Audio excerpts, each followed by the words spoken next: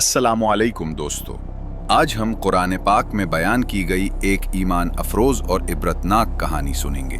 ये है हजरत हारून और सामिरी का वाकया। एक ऐसा वाकया जो हमें ये सिखाता है कि इंसान अगर ईमान के बाद भी गुरूर और फरेब में पड़ जाए तो वो राह हिदायत से बहुत दूर जा सकता है।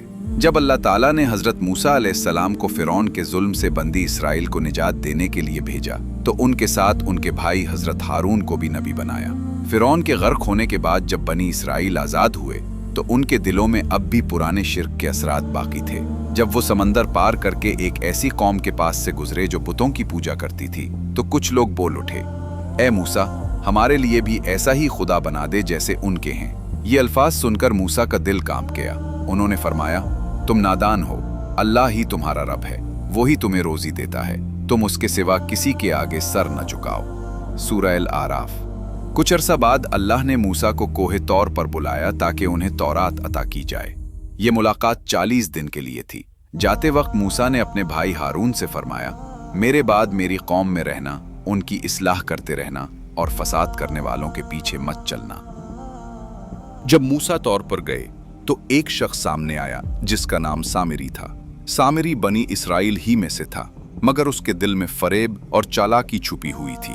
तफासीर में आता है कि जब फिरौन का लश्कर समंदर में गर्क हो रहा था तो सामरी ने हजरत जिब्राइल को देखा जो अल्लाह के हुक्म से एक सफेद घोड़े पर आगे बढ़ रहे थे। जहां जहां वो घोड़ा कदम रखता वहां जमीन में जिंदगी की चमक पैदा हो जाती। सामरी ने चुपके से उस घोड़े के कदमों के नीचे से कुछ खाक उठा ली। ये वही खाक थी जो बाद में उसके फितना का सबब बनी।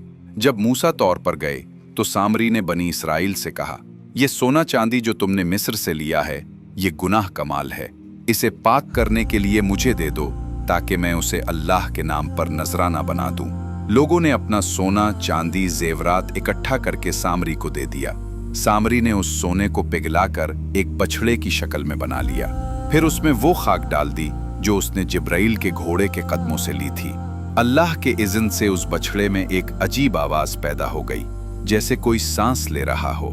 जब लोगों ने वो मंजर देखा तो हैरान रह गए। सामरी ने चालाकी से कहा, यही तुम्हारा खुदा है और मूसा का भी, मगर मूसा तो भूल गया है। सूरह ताहा। ये बात सुनकर बनी इसराइल के दिल हिल गए। वो बछड़े के सामने झुकने लगे, उसकी परस्तिश शुरू कर दी। हजरत हारून ने उन्हें बहुत समझाया। फरमाया, ए मेरी कौम, तुम इस बछड़े के जरिए आजमाए गए हो। तुम्हारा रब तो रहमान है, लिहाजा मेरी बात मानो और अल्लाह की तरफ पलट आओ। मगर उन्होंने कहा, हम तो इसी पर कायम रहेंगे जब तक मूसा वापस नहीं आ जाते। हारून का दिल टूट गया। वो देख रहे थे कि उनकी कौम गुमराह हो रही है, मगर वो डरते थे कि अगर वो सख्ती करेंगे तो लोग आपस में लड़ पड़ेंगे। वो नर्म लहजे में नसीहत करते रहे, मगर कौम सुनने को तैयार न थी। आखिरकार जब हजरत मूसा कोहे तौर से वापस आए तो उन्होंने अपनी कौम का हाल देखा और गुस्से से लरस गए। उन्होंने कहा, क्या मेरे जाने के बाद तुमने अपने रब का वादा तोड़ दिया? तुमने क्या बुरा अमल किया है? सूरह ताहा। फिर वो बछड़े की तरफ बढ़े, उसे आग में डाल दिया, पिघला कर राख बना दिया और समंदर में फेंक दिया। फिर अपने भाई हारून की दाढ़ी और सर पकड़कर फरमाया, ए हारून, जब तुमने देखा कि ये कौम गुमराह हो गई है तो तुमने उन्हें क्यों न रोका? क्या तुमने मेरी बात को बुला दिया था? हारून ने अर्ज की, ए मेरी माँ के बेटे, मेरी दाढ़ी और मेरा सर मत पकड़ो। मैं डरता था कि अगर मैं सख्ती करता तो तू कहता कि तूने बनी इसराइल के दरमियान फुरका डाल दिया। ये सुनकर मूसा का गुस्सा ठंडा पड़ गया। उन्हें एहसास हुआ कि हारून ने अपनी पूरी कोशिश की थी। फिर मूसा ने सामरी को बुलाया और फरमाया, ए सामरी, तूने ये क्या किया? सामरी ने कहा, मैंने वो देखा जो उन्होंने न देखा। मैंने जिब्राइल के घोड़े के कदमों की खाक ले ली और उसे बिछड़े में डाल दिया। फिर वो सांस लेने लगा। मूसा ने फरमाया, अब जा, तुझे जिंदगी भर यही कहना होगा, मुझे न छू। और तेरे लिए एक वादा है जो तुझसे कभी नहीं टलेगा। और देख, हम तेरे इस खुदा को जलाकर राख कर देंगे और समुंदर में फेंक देंगे। सूरह ताहा। यूं सामरी जलीलो ख्वार होकर कौम से निकाल दिया गया। वो अकेला रहने लगा और हमेशा कहता रहा, लामिसास, मुझसे दूर रहो, मुझे न छू। ये अंजाम था उस शख्स का जो इल्म रखता था, मगर फरीब और तकब्बुर ने उसके दिल को अंधा कर दिया।